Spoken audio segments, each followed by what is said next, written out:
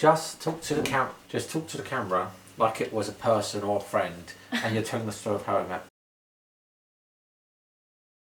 Where do we start?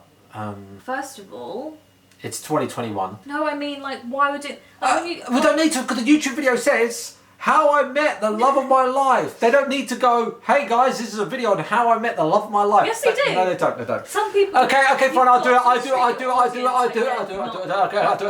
Okay, I'll do it. Hi everyone, this is a video on how I met the love of my life, Safi. A lot of you guys don't know this story. Some of you guys do, but I just want to get it out there on Twitter and on YouTube because I wanted to. So here we go. Enjoy this video. And Safi, how do we first meet? Start from the very beginning. Go ahead. So it was late 2021, August. Yep. I was on Discord. Yep. With a few of my friends, or I think it was just one friend. Guy friends. Really late at night. It was like 1 a.m. Yeah. And we used to go on YouTube at night times and watch, top 10 scariest places and all those kind of videos at night because, they're meant to be scary, right? This guy was a fan of Gross Gore and used to watch all the cooking streams in early 2021, every single one of them. I do vaguely remember going on Discord because they would screen share and tuning in sometimes and then tuning out because I didn't really know Gross Gore. I just heard Gross Gore through League. So you didn't watch my stream, you just knew of me? Yeah, okay. I've seen compilation videos with Gross Gore clips from the past. Obviously I've seen the raiding, the hooker and all that stuff, but that's because of League, not because of your cooking. The video thing's important because when we're watching these top 10 videos on the suggested, there's more top 10s or scary places, whatever. And for some reason it was right at the top. It was so random. It said video of at first it was what happened to Gross Gore.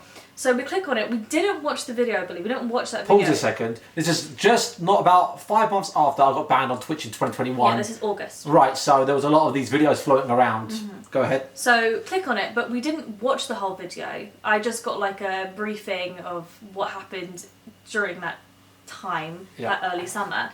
And we went onto his page. So I'm like, let's go and scroll through all the videos and see what he's doing. And I was going through a vlogging phase at the time. What a time that was. And we saw how to pick up girls in a nightclub. Hey, that was a very good video. That was a very good video. I don't regret it. I still to this day, it's a very good video. Take a watch. Right, and I said, because let me debunk this video because I worked in nightclubs and bars and I thought, what a perfect video to watch. Let me see what this guy's about. Click on it. Hysterical. We're laughing. We're finding it so funny. The way that he's this is how you approach girls. This is how you dance. It is how you dance. It is how you pull girls. With glass in the hand. Yeah, I look dapper. And then you had your phone in your hand. Yes, that was my technique. Yeah. Stop mocking it. Hey, just continuing on. So we're laughing, and it actually is really funny. Check out that video. It's okay. You're embarrassing me. Go. So what happened next? Timeless. So then he goes, you know what? I bet if you messaged Gross Gore right now, he'll respond to you. And I said, no way. At this point, it is 1:40 a.m. On the dot. And I go, all right, fine, let me message him. So I go on Instagram because I didn't know anywhere else to contact you. I didn't use Twitter or anything like that. So I went on and I remember writing, hi Gross Gore, really like your videos. If you're ever in London, she sent me. Not yet. No, that wasn't yet. That wasn't yet. Okay. She's jumping the gun, and it was just a text message, literally stating, if you're ever in London, let's go for a drink. No word of a lie. 10 minutes later, at 1:50, this guy messages back and goes, yeah, sure, what's happening, on the weekend or whatever it was. Okay, now pause there, and I'll explain what happened on my end. I had some little side piece, and that's how I always was. I didn't believe in marriage, I didn't believe in relationships, I just wanted to bang a girl and just keep her there until I get bored and move on. That's how it was. Now, I was dating this one woman, right? We hung out, I sent her home on the train. I had to look after my daughter that week, and so while I was looking after my daughter and put her to bed, this girl who I dropped off at the train station said to me she was going to go home and go to sleep. I checked Snapchat, and she's out in a nightclub. I immediately was like, really? Even though we were in a relationship, we were still having fun with each other. And then, because of that, I said to her, hey, enjoy yourself at the nightclub. Because you're out in the nightclub, I'm going to go out on my own on the weekend, because I used to love going out on my own. I used to find it real fun to make new friends. Within a second of looking at my phone, I see this girl messaging me, hey, Gross Score, if you're ever in London, want to go for a night out, let me know. And I thought, well, isn't that funny? It's like God did this. Everything happens for a reason. It's so funny because if that girl wouldn't have gone out to the club, I probably would have gone on my Instagram DMs because I had hundreds of buried Instagram DMs. It was just at the moment while I was texting her, you popped up. Such a chance. What are the chances? What are the chances? By the way, the whole purpose of this message was just to see if Gross Score would message. So once he replied back, I remember grabbing my phone, and I used to get messages all the time from my work colleagues and stuff because I used to work weekends, so they're always, at the beginning of the week we got our schedules and stuff. So I'm like, okay, well, these people work late anyway, so I'm expecting my schedule at like 3 a.m. or something like that. And so I'm thinking, oh, okay, they probably were messaging the group chat. And the first thing I see when I open my phone is the Instagram icon. And you press it on your, without unlocking your screen. And it just says Gross Score Official, whatever it was. Yep. And I remember I grabbed this phone and I just threw it down the corridor. I threw it so far on my bouncy case. I could hear it just bouncing on the wooden floors. And I sat and put my feet on the chair, like hands hugging my knees on the headset going, do I do? He just replied back. And so this is all a joke. We're just in hysterics, but I'm also nervous because I'm thinking, oh no, what have I done? Because I'm so not the kind of person to ask somebody for a drink and then not go for the drink. Boys, the moral of the story is, her friends, these guys thought it would be funny to set her up with me even though it was just a joke. That's the moral of the story. And now she's in deep because she didn't think I'd respond. I bloody did, mate. And I got on that quick. And then we started talking. And he's got his daughter during that week and stuff, but he is, busy man, he was doing the vlogs as well during that time too. Yeah. And so I'm saying to my friends, guys, how do I keep him entertained for the next couple of days? And I remember, oh my God, that Friday that week, I'm going to emo night at Scala in London. And I was like, oh my goodness, should we invite him? Should we bring him to the event? And my friends go, yes, it would be so great to have a drink with Gross Score. It would be so great to dance with him. And let's see if he buys us a few free drinks, right? Because I was broke at the time anyway. Nobody knew of his financial situation. I was broke at the start of it. Yeah, when I got banned on Twitch, I spunk like £30,000 in that year. You didn't say that. No one one knew that. That was my depression phase, my drinking phase. So we were like, okay, brilliant, Safi, you keep him entertained, you keep talking to him, send us any funny screenshots and whatnot, and let's see if he goes. So I'm like, well, guys, I can't just, I can't just invite him and then not, pay for his ticket. And so I bought his ticket. Look, I bought you a ticket, you have to come now. And this was on a Tuesday in the morning, I believe. So he goes, all right, sure, cool, I'll see you on Friday. So I'm thinking, okay, well, it's Tuesday now. Am I going to guarantee him actually coming on Friday? Because what if his plans change? He was messaging me and going, oh, do you want to come to go to Thorpe Park? And I'm like, well, I've got work. I can't just come down because that's how spontaneous Ali is. Yeah. He wakes up and he's like, oh, let's just do this today. Yeah. Or should we do that today? Yeah. I know it's great and all, but that's what I was thinking in my head. I was thinking, what if he doesn't come because something else pops up? So I've got to really make sure you come by talking to you, asking how you are, even things at the time I didn't actually care about. Okay. Because I thought, okay, well, he's going to come. Listen, cut a long story short, I jumped on it's Friday now, and I jumped on that damn train. I'm on the way there, and I'm thinking, because I've seen videos of her, she sent me some videos, I'm thinking, this is a setup, this is a joke. At the time, just to let you know, the videos would be going, hi, Gross Score, just letting you know I'm actually a real person. And I was thinking, I would bang that, but this is probably a setup, this is probably a joke, it's a bit too good to be true. Wrong. So I'm on my way there. On the train, I'm thinking, this is a setup. I'm going to be on my best behaviour because at the time I got banned on Twitch and a lot of people were trying to gun me down and just set people up with me for a joke. So I'm on my way there. I turn up to King's Cross Station at St Pancras in London and I get off the tube and I see her, this small woman, and she's wearing her leather boots and looking really fine, and she's got black hair, just the way I like it, and she just looks like perfect. And I thought, right, play it cool, play it cool, play it cool. And so she comes up to me. She's like, oh my God, hey. And she's on her own because she left all her friends because they didn't. You can say, one second, hold on. I want to see what you did. Wait, and then you go, we've got to put this part in first. Okay. Because the reason why I came alone, because obviously on that Friday, it wasn't just me and my friend that was on Discord, it was a bunch of us together. So they were all like mega fans. Not mega fans, but they were fans or they knew of him, and half of them were like my siblings, right? I'm thinking, right, we can't all just swarm him at the station. He's going to be weirded out. He's going to freak out. He might think we're all, really excited and weird and whatnot. Yeah. So I thought, let me just go myself, because he only knows about me. He doesn't know about any of you guys, and you guys can talk to him when we get there. So that's why I came on my own. So I didn't know her friends and cousins knew of Grove School. I had no idea. So anyways, I rock up. I see her. She goes, oh my God, hey. I'm like, yo, playing it cool, playing it cool. Hey. Oh, you're like, hi. Yeah, hi. Nice and I was like, nice to meet you.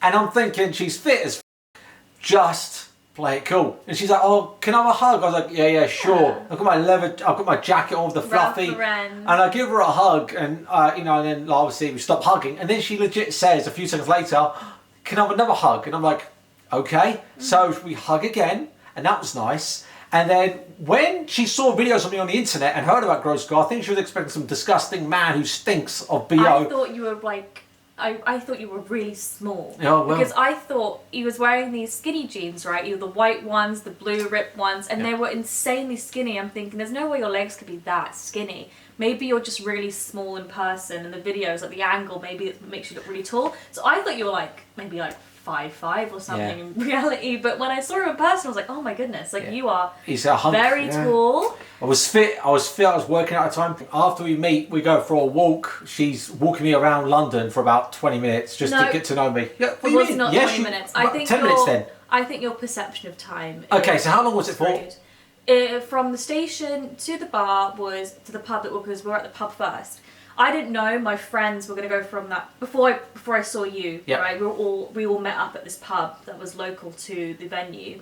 We were there, which is like a 2-minute walk to the venue, so it was about 5 minutes from the station. Okay. But the problem is, my friends didn't tell me until about we're almost there, saying, "Oh, we've actually gone to the venue." So we had to then go. Oh, that's why we walked around. Yeah. Oh, I just thought you wanted to spend time with me. It was literally 10 minutes. So. Anyways, we go for a walk, we get to know each other a little bit, and then we go outside Wait, he's forgetting the most important thing. So this guy, this confident hunk of a man, he's walking, and I'm thinking, right, on his videos, he's so confident, I'm thinking, ladies' man, definitely gonna try and use all these, words and things on me. No word of a lie. We're walking, and I'm constantly looking at him like this. Yeah. I tend to do that when people are talking. I like to look at them speak. I find it really rude otherwise. And he couldn't look at me while we're walking. So we're walking. Because I thought you were fit, and I'm like... He's very static like this, and he's talking outwards. I'm next to him, 5 foot, looking up at him constantly, just trying to, obviously, I was thinking she's so keen, but it's nighttime, it's dark, there's loads of cars, there's traffic. Yeah. I can't hear him, but, literally looking at your lips, so I'm thinking, okay... He might think I'm weird, but also at the same time, it was also a really good technique because it showed that I was really interested in keen. But I'm looking at you, and I just want to hear you speak. Love at first sight, babe. That's what it is. So he couldn't look at me. I couldn't, boys. For the first month or 2-3 months of this woman, I couldn't look at her during anything because it just made me explode. So he gets embarrassed. Like how he's getting embarrassed. Okay. He's red and he's flustered. So let's go with it. Cute. Okay. So we go outside the nightclub. And I see all her friends, there's like 10 of them, a mixture of her cousins, her friends, and these friends of hers, which were Grove School fans, but I didn't know that they were fans, so I've met them, and realistically, only 2 of them. 2 of them, but a lot of them, they all knew me. Your sister knew me, your cousin knew me, they all knew me. And this is the part of where I got banned. This is like a few months after, half a year after I got banned on Twitch. It's still very fresh in people's minds. This guy, Grove School, harasses women, he's a toxic, he's a pedophile, and all the stuff that they say about Boogie and all that. Grove School, most YouTubers are going to get a bad sack. They're all going to get it. They stalk people, they hate people, they're abusive. They're going to, if you're a YouTuber in your spotlight, you're going to get that. And I had that at the time. So her sister and her cousin and her friends were thinking that I was that guy. So I rock up, I see her, I see all her friends, and I can already sense, I meet them all, I shake their hands. I even shook her bloody ex-boyfriend's hand. I didn't know it was your ex-boyfriend. She brought her ex-boyfriend there. Let me interject. And your other boyfriend was in the club as well. Let me interject, right? These 2 guys were the only 2 guys I had dated before Ali. Yeah. The guy that you shook your hand The midget, he's like 4 foot. Was my boyfriend at 18. We ended like before I turned 19. But he was still very keen and protective over you forever. Yes, because we had been friends since we broke up. So when I met you, I shook his hand and I was like, "Oh, hi, nice to meet you," he was so cold. Like, I was like, "Okay," and I knew straight away, gross score hater. I don't know who this guy is, but I know he hates me. Then I can explain why. No, you don't have to. You don't have to. I will explain why. Because before we all met up with Ali, obviously people were googling who is this gross school, who is he coming and you're seeing the worst things. Yeah, and of course at the time you Google and it's just worst crap. Yeah. So I met him, didn't like him. I knew he didn't like me. I said, "Oh, you're right," and I knew I could sense the energy was bad. Then I met your other 2 friends, and they were very, right. I thought, okay, these 2 don't like me. Met your sister, she was off a beat, and your cousin was pretty nice. And then I met your friend, the Turkish guy, Baron, who didn't know who Gross Girl was and was so lovely and friendly to me, and I just hung with him. So I'm in the queue, I just ignore Safi because I'm like, well, I'm feeling a bad energy of her friend group. I ditch Safi, go to the front of the queue with her Turkish friend, who is amazing, and then all of a sudden I'm talking to him, and Safi just jumps on in and ropes in on the conversation and she's trying to get involved. And I'll interject again. I knew exactly what he was doing. I knew he's deliberate. Either one, he's really embarrassed and shy and doesn't want to get to know me. But also your friends are hating on me. I could sense the energy. Or 2, he's doing it on purpose and he wants me to get more involved. So I'm thinking, okay, I've already given him the cold shoulder. Let me be more involved now. And when I realised, okay, maybe I'm being too keen, I was like, you know what, Ali, do your own thing. Yeah. Do your own thing. I don't really mind because I had a bunch of people there that I knew. I was playing it cool. Let's add Ali. Okay, we'll get onto it in a minute, but it's just so funny seeing you out of your comfort zone. Yes. Going to a metal club. Yes, it was. I had no friends there. You had everybody friends there. Yes. So we go into the club. And we get in, we go up to the bar. At this point I was drinking wine, I was going for a little wine face. I go up to the bar, right, and I'm like, yeah, she's with me, she's in the line with me, and I'm like, the woman goes, what would you like to drink? Free drink. And I'm like, yeah, I'll have a glass of wine. And then she goes, no. I say, no, excuse me, no. He'll have a double Di Serrano and cranberry juice. She knew my favourite drink. I was like, okay, so she's clearly watching some videos or something. So then we go away into like the dance floor and we're boogieing with all our friends and some random people. Ali went into a mosh pit. Yeah, that was really fun. I went in there with your friends. I actually had a lot of good time. They were opening up towards me. I didn't know any of her friends. I didn't know who they were, if they liked me or whatnot. I kind of clarified the Gross Girl fans. I had no idea. It was a complete setup. And then all of a sudden, she drags me down this, let's come with me, drags it down like a hallway behind the club. In the club, it's out its own way. There's like a mezzanine level which has glass, right? So from the dance floor you can see there's a second floor, but it's just all glass. So I was like, oh, let's go up there. And then she just pulls me aside and makes out of me, and I'm like, damn. And then I pretended like it didn't happen. Then we went upstairs and we sat down. I do remember that. Yeah. And then the whole rest of the night, you kind of disappeared and did your own thing. No, actually. I had a good time. I had a good time. Actually, it's not I disappeared and did my own thing. Ali literally can't sit still. When he's excited or he's got so many things going on, it's just ping-ponging around. ADHD brain, yeah. And I remember we sat down. I had so many Gross Girl fans in there, by the way. We'll go into that in a second, but how we are right now, we were sat down and I wore my boots and you grabbed my leg and put my leg on your thighs. So clean from me. And you were like, wow, I love these boots. I do, and love leather. I think for those 5 minutes was the only time that you were calm. Yeah. Actually sat down. Because everywhere we went, there was so many fans and there's people screaming, Gross Girl, because again, it was so fresh as well. And a lot of I would say a lot of people that are into like emo nights, a lot of them are gamers, so they knew him obviously. Yeah. And it was like a bunch of guys, girls, all sorts, and they were pulling him aside for pictures, for drinks, for shots, whatever. So I was like, this is really cute, you know? Because I didn't really know him. I was kind of like, yeah, he's cute. I like you a lot. You're great, but I'm probably never going to see you again after tonight. So, I gave you a kiss, whatever, on your way. So the night ends, and an amazing night. At the time I was vlogging on this GoPro, I come downstairs, I take my GoPro out to talk about the night out and how amazing it was. And then I remember clearly there was a woman in the street and she was... Wait, you're cutting, we're jumping way Well, ahead. go ahead, We're Phil. jumping way ahead. Go ahead. So after the boot incident, we sat down for literally 5 minutes. I go my own way, he goes his own way, and me and my friends are dancing. Ali's meanwhile going around to he's in the bathroom and there's Snapchats on his... I think there might be stuff on your Instagram where he's recording himself in a bathroom cubicle looking at a blocked toilet. That was the night. And he recorded everything, meeting fans and whatnot, and like Suicide Girl. I was like, you taught me something that night. I was like, what's a Suicide Girl? And then you knew what that was. During that time, my friends and I downstairs dancing, and the three of us come together and we go, you know, he's actually all right guy. Should we just like have a good time with him now? Like he's not actually. Thank you. Like he's not bad. And like, all the people out there that do think I'm weird, or I'm washed, or I'm weird, or whatever you think, come in real life and I'll change you'll soon realise all what they say about Gross School. How many friends have we made since? We don't want to get into it. Moral story is, if you think I'm weird, or you want to read what you're on the internet, meet in real life, you'd completely think all the things they say is absolute crap within a second of meeting me. Continue the story. Ouch. After that, obviously, the night's coming to end, but Ali comes back for a minute, and that's when you go into the mosh pit. That's when you're dancing the mosh pit. Yeah. We find you again, and they're like, Grossy, and they pull you down, and it's the funniest thing to see because he had bright blonde hair, and obviously in an emo club, everyone's got jet black hair or coloured dyed hair, and he stuck out like a thumb, just literally bouncing up and down with this bright hair.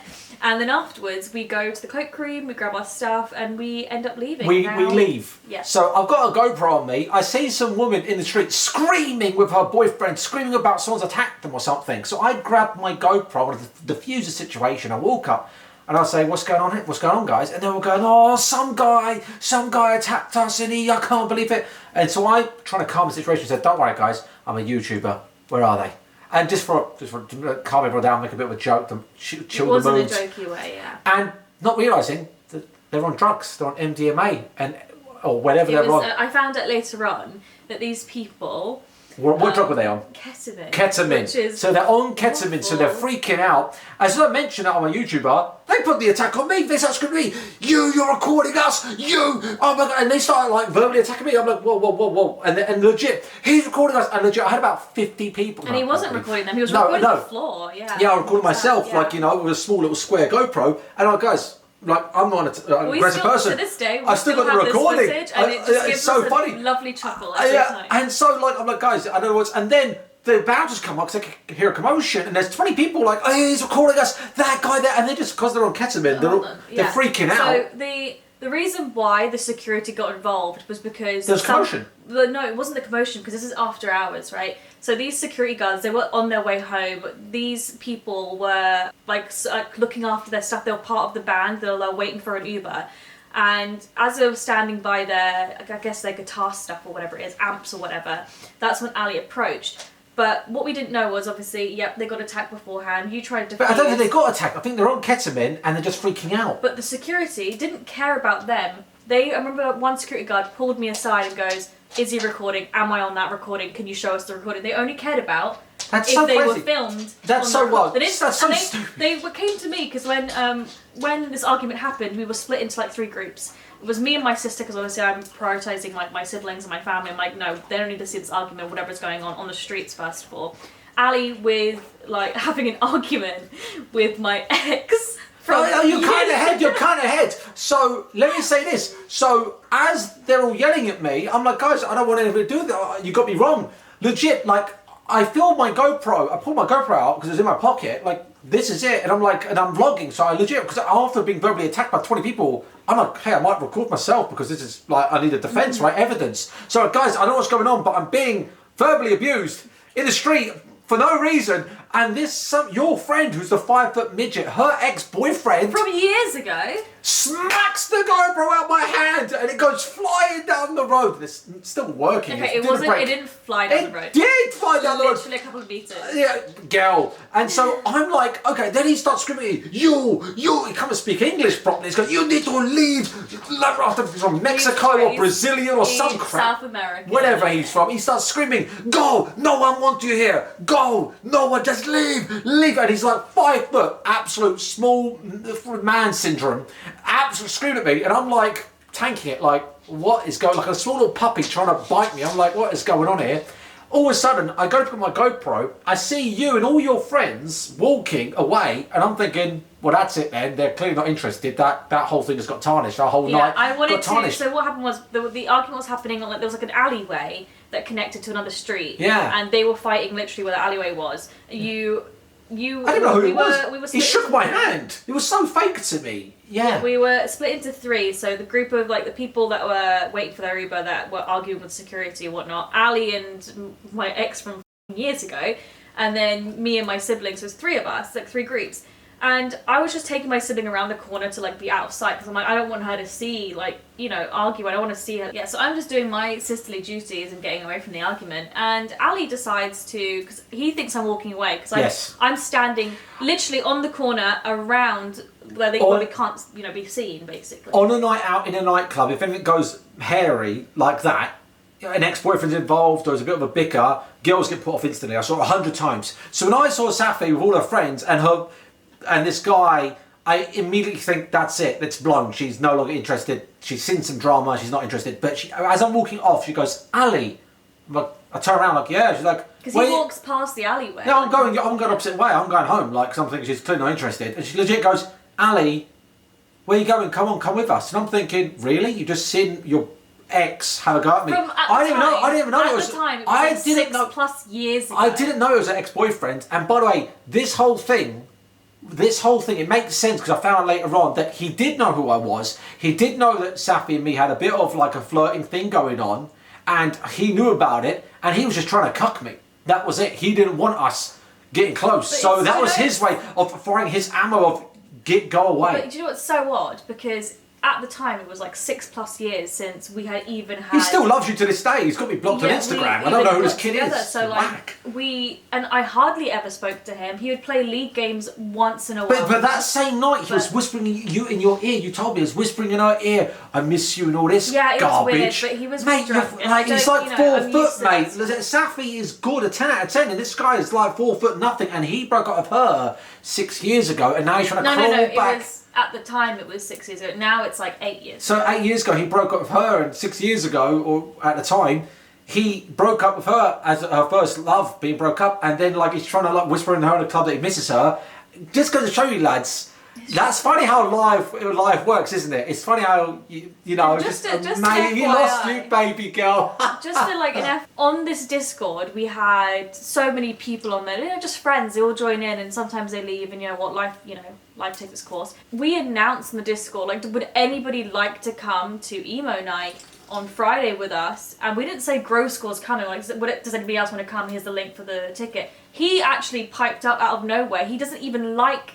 Oh really? Not at all. So he came deliberately for me? No, he didn't. So he didn't even know about this commotion because he was working and whatnot, whatever. It was just me and the main people that knew. He was like, oh, I'm going to buy a ticket. And he bought a ticket. And that's when we told him afterwards, after he bought a ticket, oh yeah, by the way, this guy's coming. He didn't buy it because, oh, let me get with Safi or let me mess around with Grow Score. It was, oh, I'm not doing anything Friday, I'll come. And then after we told him. So he invited himself. So I go to Safi after this whole commotion and we're walking around, and then her friends tell me that they're massive Grow Score fans. They start saying all the memes, which I won't get into. And then at the end of that night, we went to the train station. I went home. I was really I had an amazing night. And then don't forget that the video of you on the train. Yeah, there's pictures of literally just melting into the Yeah, I would post Instagram stories. I was really hung on that night because I really enjoyed her company. I really was love at first sight. And then what happened was we was meant to meet the following on the Sunday, so 2 days later. Yeah. I was meant to meet up with this woman, and she goes, "Hey, I booked us a lovely dinner, booked in my favourite restaurant. A favourite restaurant. It's in Oxford Street, Warren Street. Right, and it's a Korean barbecue." Really lovely place, very expensive. And I said, I'll definitely be there because we make plans, I'm going. And what happened was, on that same day, I decided to go I had an injection come up, the COVID jab, the top-up jab, got that done. And I had to meet her at 7 p.m. And I'm on the couch at 4 p.m. I'm really tired because I've just been injected the COVID jab. You had it at midday. And it hit me at 4. Oh, I slept at 3 p.m. I instantly conk out. I wake up at 7 p.m. I text her, hey, I just woke up, I just took a nap and I'm so sorry, but I'm so groggy, I feel so bad. And it's the first time I ever let another woman down with meetings and plans, and she started texting me, no, it's fine, I got it for nothing, it's too good to be true. I expected this. I already knew. Oh, bless her. I never. And you know what? Honestly, I feel so bad to this day. I don't think you should feel too bad because I was I had my makeup on and stuff, and like where I lived at the time, like I had a lot of bars around, so I was like, oh, I'm pretty ready. I could just go meet my friends at the bar because they work at these bars around the area. So I'm thinking, oh, I could just go meet up my friend. That's fine. Like it's not even that bad. I just thought of something. I felt so bad for the girl, the side girl that I was seeing at the time, because we met up when I got back from the nightclub, and on the Saturday, or one of the days then week that she tried visiting me. She came into my front room. I said, hey, and I was in my kitchen. And I said, hey, I'm going to tell you something. I went out on Saturday, and hey, I met someone, and whatever we got going on here, it's finished. And you know what's... And I felt so bad. I think it's cute. Hold on, I do feel bad, and I do wish her the best. And it's not her fault, and these things happen because she was a nice girl. I don't mean any bad things, but the second I met you, I knew I wanted to be with her. I can back this up because I was saying to him, like, you know, I said to him, like, you don't need to put yourself in a position to choose. Like, you know, she obviously loves you a lot, and he was telling me, oh no, when I win a thing or anything. I'm like, Ali, hold on. I said to you, like, Ali, like, you can't just say it sort of thing because she doesn't know that. So you need to tell her. But also at the same time, I was, you know, expecting, you know, I was also expecting, look, he just met me, it's fine, like, in a way, I didn't really care, because I thought, okay, it's the end of the world. But this encounter he had with her when she comes in, he actually recorded it all. Yeah, I did, because I wanted to show you, like, I didn't, when I met Safi, I dropped so many people, and I was like, I'm not going to let anything tarnish this. When you find someone in life that you really like, or you love, or you think there's something great going on here, cut off anything that could make that thing go wrong. I immediately drop a lot of people, I immediately cut off any girl that I had a connection with, because I didn't want them to tarnish what I had going on. That's just it. Met this girl, recorded it to show you, yep, I finished it with the girl, here's us, like a 1 minute footage. Bad. No, but like that's not your fault, it's not her fault, it's not my fault, but it was the right thing to do. I didn't want anything to come between me and you. I cut it off straight away, she was upset, I dropped off to the train station, and then the next day, for the Sunday, we met up, we rescheduled our date. Yeah, I rescheduled the dinner. We went, we had wine, and it was amazing. Wait. Oh, so, gosh. Before he mentions this wine, so we met up at Oxford Circus, and that's where all the big billboards are, right? And there is this kind of like, it's like a fake well or whatever it is, and it's like a platform we all sit up. And we sat there and just to talk and look at the billboards. Oh, yes. But if you know London and you know about the cars there, every other car was literally a Lamborghini. Yeah, we car spotted on our first date. We car spotted and sat down and just spoke about life, and that was lovely. This is the thing. Because at the time, I knew nothing about cars, didn't really care about cars. I'm a London girl, I took the tubes everywhere, I didn't really care about cars. We're sat down, he'll be talking to me like, oh yeah, so I did this today, blah, blah, blah. Oh my god, is that something GTR? That's how I still am the same, that's how I am, how I am. And then he will go back to, so anyway, I was saying this, blah, blah, blah. Oh my god, every time. So we go, after the car spotting, it's next to Chinatown, where it's not, the square's called something. What's the square called? We sat on that square as pigeons. It's not Trafalgar Square. There's Leicester Square we sat on, the big square. So after that, we go to eat, we have a bottle of wine, it was lovely, we start getting drunk, and then after we get drunk, have this beautiful Korean barbecue food, we come out, I said, right, here's your options, we can either... But you're missing one key part of that wine. So, again, we met up, he didn't look at me at all. No. I couldn't look her in the face. How I'm sat right now is how I was sat next to him when we were car spotting and talking. I'm looking at him. I can't look at her now, I can't. Looking everywhere else but me, everywhere else, you know, that's fine, I get it, you know, there's a lot of things to look at in London that's totally fine. Thought it was really cute. But we go to the Korean barbecue and we sit down. Still, we're now sat opposite each other. He is looking everywhere but me. Yeah. And I'm like, okay, Ali, I know how to order from this place. You sit back, relax, I'll get a bottle. We're very opposite. I'm ADHD like crazy, she's very professional and calm. That's how we are. So I got the menu and I picked out several things, you know, set pieces, whatever, side dishes. He had no clue what food we were getting. He just, you know, the funniest thing you said, we were sat next to this shelving unit and it had ornaments of all these beautiful like Korean like plates and stuff like that. Yeah. And he, as soon as I put the order away and the server goes away, Ali goes, wow, look at this, like look at these pots and stuff. Do you think they use them? I'm like, it's so funny. I think he's making conversation about everything else. I asked him, I was like, so tell me about you. And suddenly he is talking about this crockery on the wall. And I'm, you know, I thought it was so cute because I think this guy must be so nervous because I knew of you from all these videos on how to pick up a girl in a nightclub, and I'm thinking, Babe, this guy is so confident, and in person, this is you. This okay, all right, you're embarrassing me. Melting like butter. And listen, look at the gritty. No, but wait. Oh. And what made me so happy? So Ali and I have different tolerance levels, especially when it comes to wine. Ali, after one glass of wine, is just... I'm feeling it, man. It's wine. On the floor, possibly. Me, when I drink wine, especially with food, it takes a while to process. But Ali decided to start guzzling this wine down before the food even got cooked. How much guzzle? If you know Korean barbecues, the food gets cooked at your table in front of you. He decided, that pork still raw, let me just neck this wine. Yes, which he did. Get it down, calm the nerves.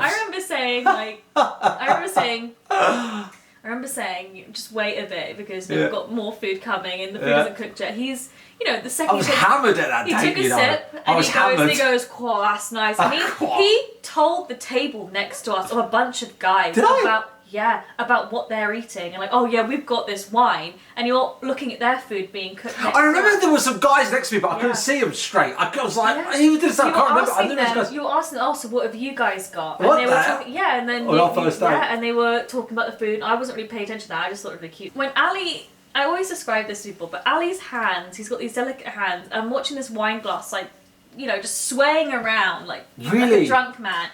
He's leaning to this table. He's going, "Oh, what are you eating?" But somehow all the wine is staying intact in that glass. Yeah, mate. That's what I was watching. I'm clean with it. That was what I was watching. So clean with it. But suddenly, out of nowhere, does he look me in the eyes? Did I? He started looking me in the eyes. As soon as he had liquid courage, he was talking to me directly, looking me in the eyes. I remember teaching you how to make a lettuce wrap with the... I love that. Yeah. Mm-hmm. So we get out of there and I was sloshed.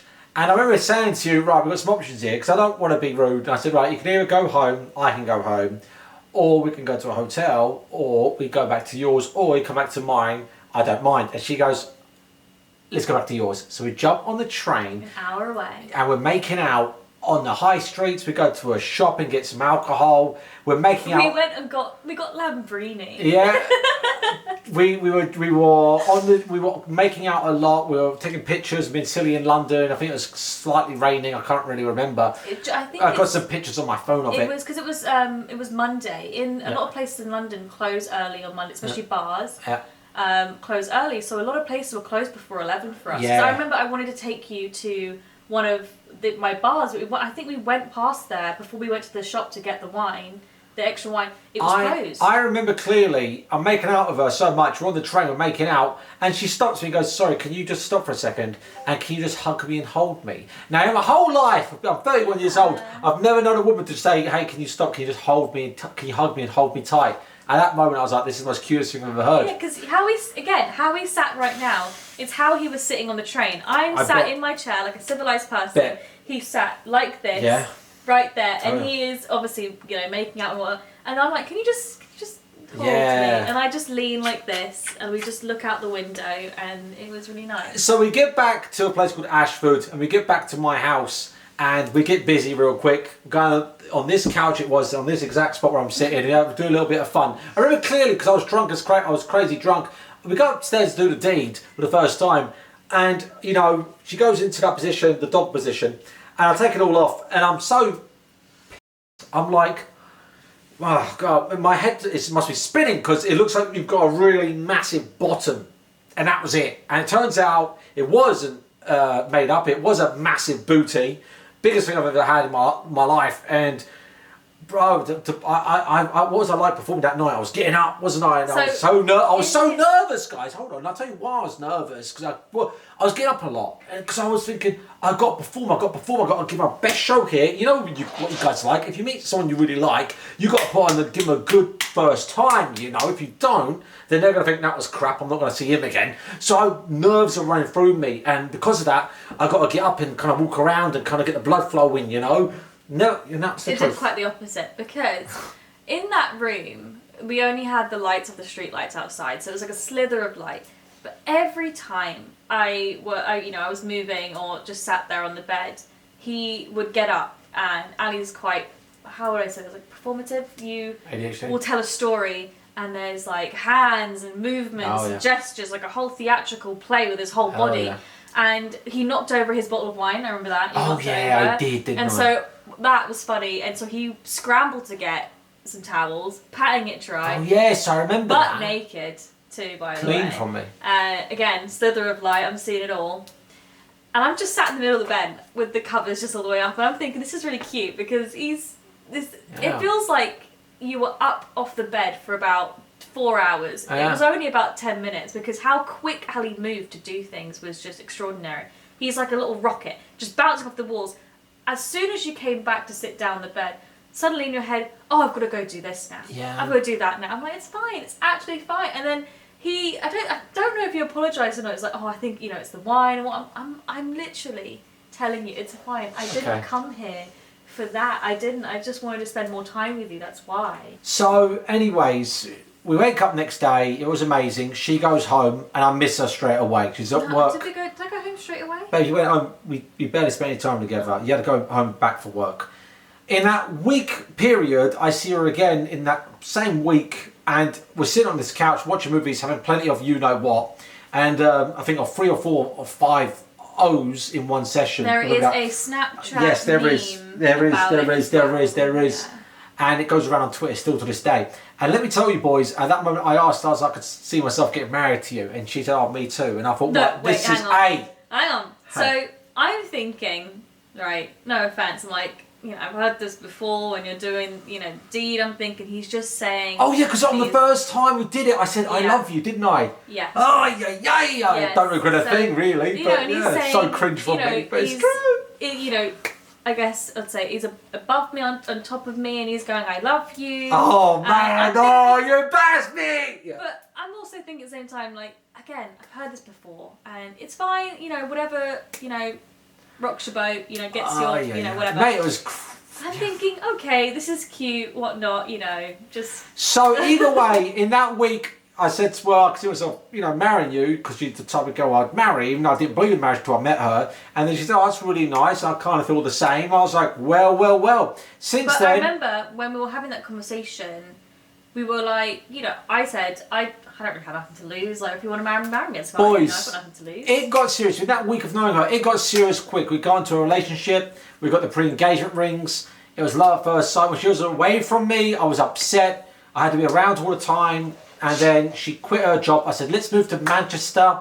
Because at the time, I didn't like living in Ashford. I had a lot of drama. A lot of people I didn't like around me. People knew where I lived. I had my ex-partner's current boyfriend always turning up and threatening me, and it was just horrible situation. And being in my 30s, when I first met Safi, I didn't want anything to mess it up. I didn't want people ruining our relationship. I wanted good memories, especially at the start of the relationship. So we moved up to Manchester, and no looking back, and it's been a fantastic 2 years, and I can't wait to spend the next 50 years with her. And we've got so much planned, and there's not a day where I don't wake up where we have amazing, passionate, and normally in a relationship that dries up after 3 months. She makes you smile. I'm still trying to impress her. I never believed in love at first sight until I met Safi, and that's just the truth. And that I didn't believe in marriage until I met Safi. Every girl I ever slept with was boring after 3 months until I met Safi. And it's just phenomenal. So to all the guys watching, there is a girl out there for you, and everything happens for a reason. I went through all that crap with Twitch. If I didn't go through that crap with Twitch, I wouldn't have made that vlog.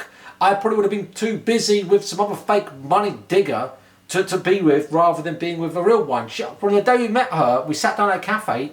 In the first week we met, I said to her, "Hey, breakfast, yeah. I'll let you know something. I'm in debt. I'm losing my fans. I've got no money. And I'm unrespected. All my stuff's going down.